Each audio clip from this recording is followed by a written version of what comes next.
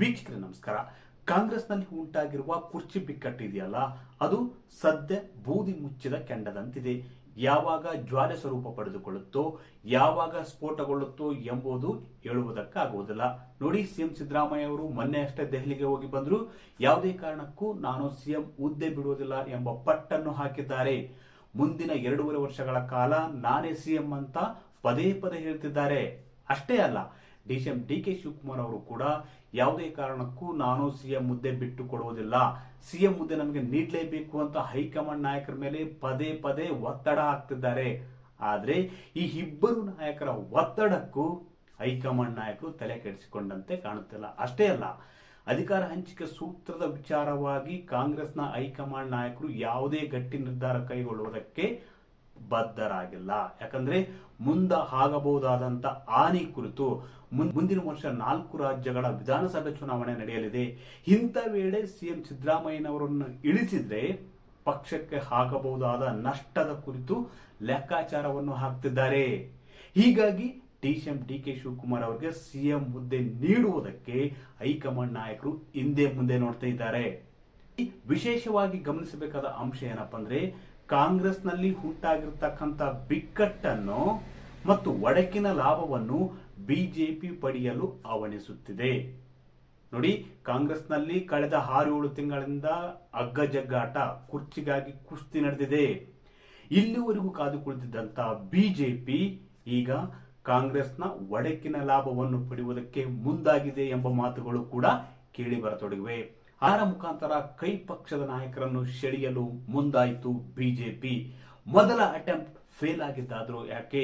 ವೀಕ್ಷಕರೇ, ಈ ಕುರಿತು ಮತ್ತಷ್ಟು ಮಾಹಿತಿ ನೀಡ್ತೀನಿ. ಅದಕ್ಕೂ ಮುನ್ನ ನಮ್ಮ ಚಾನಲ್ ಸಬ್ಸ್ಕ್ರೈಬ್ ಮಾಡಿ, ವಿಡಿಯೋ ಶೇರ್ ಮಾಡಿ, ಲೈಕ್ ಮಾಡಿ, ಕಮೆಂಟ್ ಮಾಡಿ. ವೀಕ್ಷಕರೇ, ಸಿಎಂ ಸಿದ್ದರಾಮಯ್ಯ ಅವರನ್ನು ಸಿಎಂ ಸ್ಥಾನದಿಂದ ಕೆಳಗಿಳಿಸಿದ್ರೆ ಕಾಂಗ್ರೆಸ್ನಲ್ಲಿ ಉಂಟಾಗುವ ಪರಿಣಾಮ ಕಾಂಗ್ರೆಸ್ಸಿಗರಿಗಿಂತ ಚೆನ್ನಾಗಿ ಬಿಜೆಪಿಗರಿಗೆ ತಿಳಿದಿದೆ.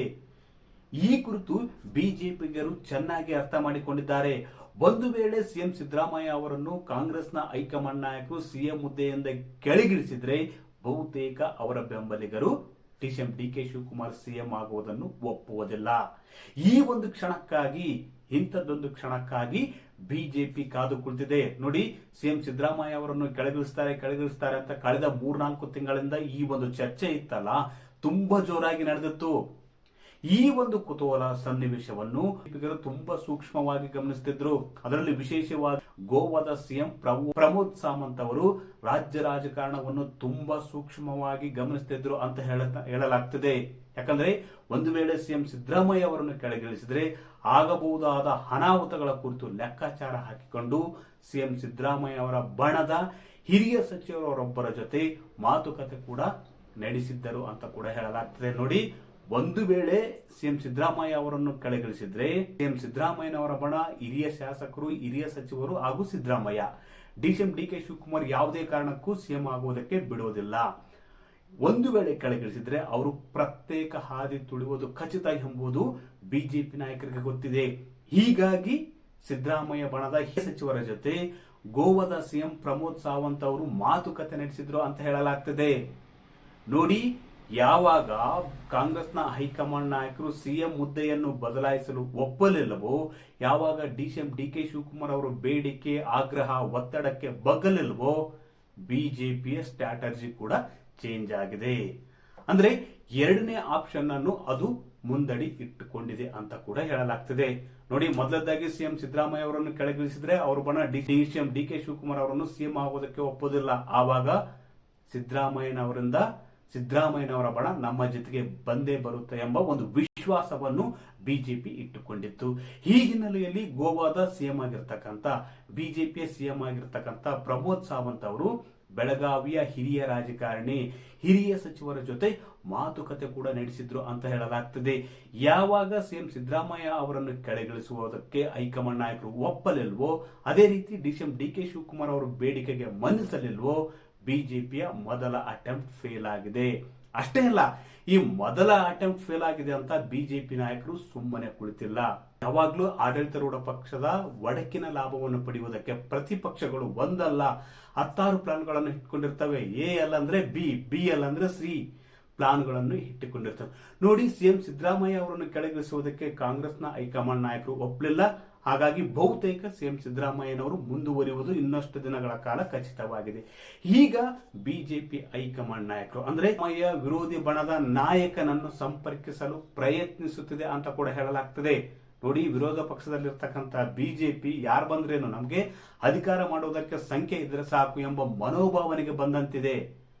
ಸಿಎಂ ಸಿದ್ದರಾಮಯ್ಯ ಅವರನ್ನು ಕೆಳಗಿಳಿಸಿದ್ರೆ ಅವರು ಬಣದ ನಾಯಕರು ಒಪ್ತಿರ್ಲಿಲ್ಲ. ಅವರು ಬಣದ ನಾಯಕರ ಜೊತೆ ಸರ್ಕಾರ ರಚಿಸುವ ಒಂದು ಯೋಜನೆ ರೂಪುಗೊಂಡಿತ್ತು ಅಂತ ಹೇಳಲಾಗ್ತದೆ.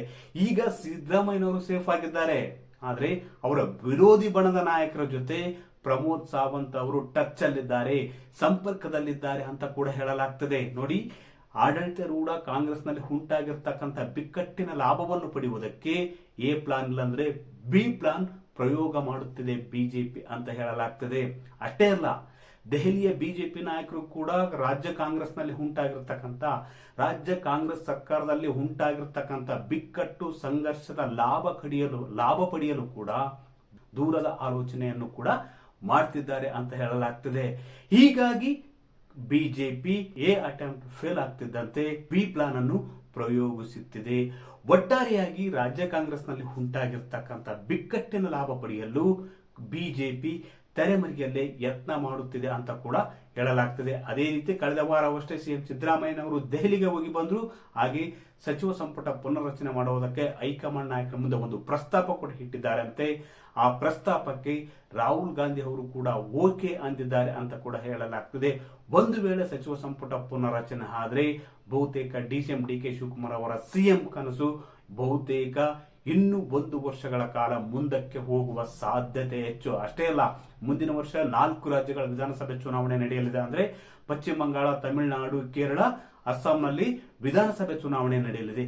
ಈ ವೇಳೆ ಸಿದ್ದರಾಮಯ್ಯನವರ ಕುರ್ಚಿಗೆ ಕೈ ಹಾಕಿದ್ರೆ ಅದು ಉಳಿದ ರಾಜ್ಯಗಳ ಮೇಲೆ ಪರಿಣಾಮ ಬೀರುವ ಸಾಧ್ಯತೆ ಹೆಚ್ಚು.